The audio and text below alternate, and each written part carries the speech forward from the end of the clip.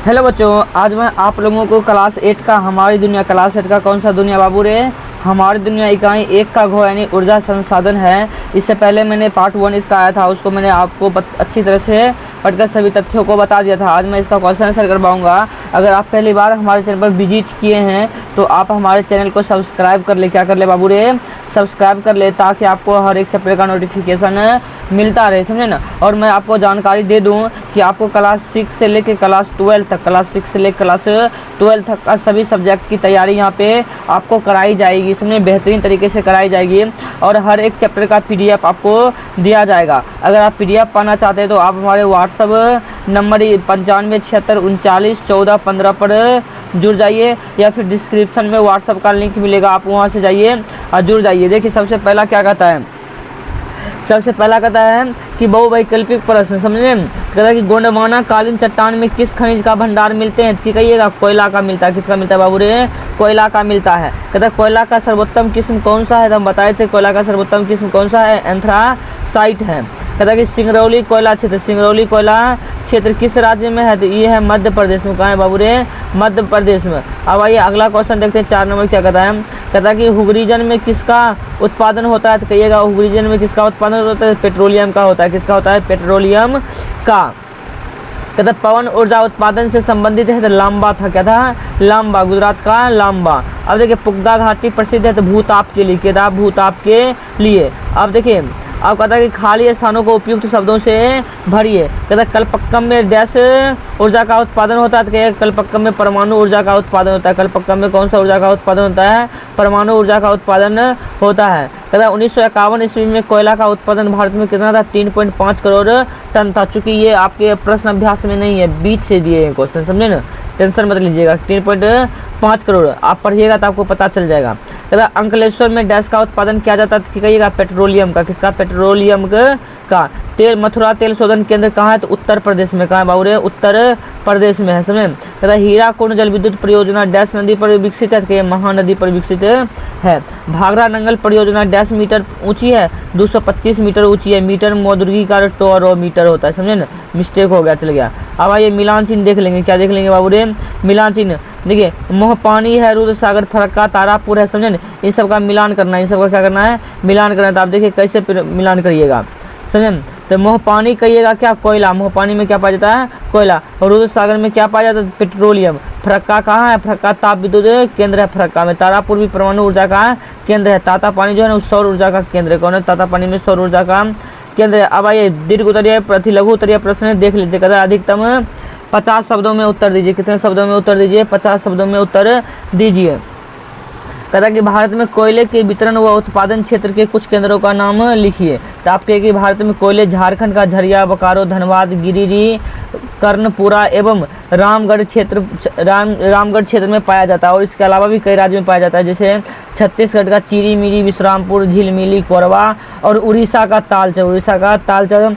अब पश्चिम बंगाल का रानीगंज, मध्य प्रदेश का सिंगरौली, सोहागपुर, उमरिया तथा मोहपानी एवं महाराष्ट्र का चंदा, बर्दा, कापटी एवं बर्दर प्रमुख है। कुछ जितना आपको याद होगा उतना ही लिखिएगा, इतना ज़्यादा लिखने की कोई ज़रूरत नहीं है। आपको जितना याद होगा उतना ही लिखिएगा। कहता है कि भारत के जल विद्युत परियोजना पर संक्षेप में टिप्पणी कीजिए। कहिए कि भारत में जल विद्युत का पहला संयंत्र 1887 ईस्वी में दार्जिलिंग में लगाया गया था। इसके बाद देश में बहुउद्देशीय नदी घाटी परियोजना द्वारा कई जल विद्युत उत्पादन केंद्र विकसित किए गए, जिसमें भाखरा नंगल परियोजना, दामोदर घाटी परियोजना आदि क्या है? प्रमुख है। आदि क्या है बाबू रे? प्रमुख है। अब आइए अब देखिए आगे का क्वेश्चन क्या कहता है। कहता है कि परमाणु ऊर्जा उत्पादन संबंधित 5 केंद्र का नाम लिखिए। तो 5 केंद्र का नाम निम्नलिखित है। जैसे तारापुर लिखिएगा। तारापुर कहाँ है? महाराष्ट्र में। राणा प्रताप सागर केंद्रीकृत कहाँ है? तो कोटा, राजस्थान, बीच में कॉमा पड़ेगा। कलपक्कम कहाँ है? तमिलनाडु। कलपक्कम कहाँ है? तमिलनाडु। नरोड़ा कहाँ है? उत्तर प्रदेश में। ककरापारा कहाँ है? गुजरात में। ककरापारा कहाँ है बाबू रे? गुजरात में। अब आइए 4 नंबर क्वेश्चन देख लेते हैं। 4 नंबर कहता है कि संसाधन के संरक्षण हेतु किए गए उपाय किए जा सकते हैं, किन्हीं 3 उपायों को लिखिए। तो आप कहिएगा संसाधन संरक्षण के लिए निम्नलिखित उपाय किए जा सकते हैं, जिसमें 3 को निम्न है, समझे। 3 में लिखल कहता है, 3 को लिख दीजिएगा। हम संसाधनों को विवेकपूर्ण इस्तेमाल करेंगे, समझे ना। उसके बाद लिखिएगा इनके विकल्प की खोज करके इनके उपयोग को बढ़ावा देंगे। आगा लिखिए बिना जरूरत ऊर्जा या विद्युत का उपयोग नहीं करेंगे, समझे ना। अब आइए आगे देखते हैं आगे क्या कहता है 5 नंबर। कहता है कि गैर परंपरागत ऊर्जा के स्रोतों का नाम लिखिए। आपके अगर गैर परंपरागत ऊर्जा के स्रोतों का नाम निम्नलिखित है, सौर ऊर्जा, पवन ऊर्जा और ज्वारीय ऊर्जा था, भूतापीय ऊर्जा, एक अलावा एक होता है जैव ऊर्जा। क्या था? जैव ऊर्जा। इन सब का डिफिनीशन हमने बैक की वीडियो में बता दिया, पार्ट 1 जब आया था तभी मैंने बता दिया था। अब कहता है कि ऊर्जा संसाधनों पर टिप्पणी कीजिए। ऊर्जा संसाधनों पर क्या कीजिए? टिप्पणी। दीर्घ उत्तरीय प्रश्न है, आपको 200 शब्दों में देना है, कम से अधिक से अधिक, इससे ज़्यादा नहीं देना है, समझे ना। अब देखिए क्या कहता है, ऊर्जा की आवश्यकता हमें तो प्रारंभिक काल से ही हो रही है। विकास के आरंभिक दौर में शारीरिक ऊर्जा का उपयोग किया गया है। कालांतर में लकड़ी, कोयला, पेट्रोलियम, जल विद्युत, परमाणु ऊर्जा का उपयोग बढ़ा है, परंतु अब तो सौर ऊर्जा, पवन ऊर्जा, ज्वारीय ऊर्जा और इन साधनों और भूतापीय ऊर्जा, बायोगैस भी उपयोग करने लगे हैं। ऊर्जा के इन साधनों को बृहद रूप से 2 भागों में बांटा गया। ऊर्जा के इन साधनों को बृहद रूप से कितने भागों में बांटा गया? 2 भागों में बांटा गया, समझे। पहला है परंपरागत स्रोत और गैर परंपरागत स्रोत। अगर आप इनका भी डिफिनीशन लिखना चाहते हैं, परिभाषा लिखना चाहते हैं, पार्ट 1 देखिए, मैंने वहाँ आपको बता दिया था, समझे ना। इसमें कोई दिक्कत नहीं है, अगर आप नहीं देखिएगा वो तब तो सारा सॉल्व नहीं हो पाइएगा। तो आप पहले पार्ट 1 देख लीजिए, उसके बाद ये समझ आएगा आपको, समझे नहीं। इस जो क्वेश्चन ये छोड़ दिए वो भी लिख सकते हैं आप। अब कहता है कि भारत में कोयला के उत्पादन एवं वितरण का विवरण दीजिए। विवरण दीजिए। आप कहिएगा कोयला उत्पादक में संयुक्त राज्य अमेरिका। देखिए सबसे पहले संयुक्त राज्य अमेरिका आता है, उसके बाद रूस, चीन, तब कौन आता है? भारत का प्रमुख स्थान है। भारत में प्रमुखता गोंडवाना समूह की चट्टानों में कोयला पाया जाता है। कोयला का भंडार का समझे 98% हिस्सा जो है ना गोंडवाना समूह में है। इस प्रकार के कोयला दामोदर, सोन, दामोदर घाटी, सोन नदी घाटी, उसके बाद गोदावरी, बरदा नदियों के भ्रंश घाटियों में पाई जाती है। उत्पादक राज्यों में, भारत के उत्पादक राज्यों में झारखंड का झरिया है, बोकारो, धनबाद है, गिरिडीह है, करनापुर है, रामगढ़ क्षेत्र है, और छत्तीसगढ़ का चीडीमिली और विश्रामपुर, झिलमिली है, कोरबा है, उड़ीसा का तालचर है, पश्चिम बंगाल का रानीगंज है, मध्य प्रदेश का सिंगरौली है, सोहागपुर है, उमरिया है, मोहपानी है, और महाराष्ट्र का चंदाबरदा है, कांपटी है, और बर्दर प्रमुख है। और भी लिख सकते हैं, देखिए और भी कितना लिखिएगा। देखिए टर्सरी कालीन कोयला असम, अरुणाचल प्रदेश और मेघालय, जम्मू कश्मीर में निकाला जाता है। टर्सरी युग की चट्टानों में निम्न कोटि का कोयला पाया जाता है, अर्थात खराब कोयला पाया जाता है। लिग्नाइट कोयला का उत्पादन तमिलनाडु में लिग्नाइट बेसिन तथा राजस्थान के गुजरात एवं जम्मू कश्मीर में किया जाता है। 1951 ईस्वी में कोयला का उत्पादन जो था लगभग 3.5 करोड़ टन था, जो 2007 में कितना हो गया? 45.6 करोड़ टन हो गया। देखिए कितना बढ़ गया। अब 3 नंबर क्वेश्चन देखिए। 3 नंबर क्वेश्चन क्या कहता है? कहता है कि भारत में ऊर्जा के परंपरागत स्रोतों पर टिप्पणी कीजिए। क्या कीजिए? टिप्पणी कीजिए। दीर्घ उत्तरीय है तो बनाना पड़ेगा, बहुत लंबा थोड़ा सा। ऊर्जा के परंपरागत स्रोत सदियों से ऊर्जा प्रदान करते आ रहे हैं, परंतु ये स्रोत क्षयशील एवं अनवीकरणीय है। परंपरागत स्रोत के अंतर्गत कोयला, पेट्रोलियम, प्राकृतिक गैस, जल विद्युत इत्यादि शामिल किया जाता है। इनमें जल विद्युत को छोड़कर सभी अनवीकरणीय संसाधन हैं। इन खनिजों का उपयोग एक बार हो जाने के बाद ये समाप्त हो जाते हैं। उनकी नवीकरणीय या पुनः चक्रण संभव नहीं हो पाता है। इनका कुल भंडार में से उपयोग की गई मात्रा, इनके कुल भंडार में से उपयोग की गई मात्रा, समझे ना, उपयोग की गई मात्रा हमेशा घटती जाती है, इसीलिए यह क्षयशील संसाधन है। कौन से संसाधन है?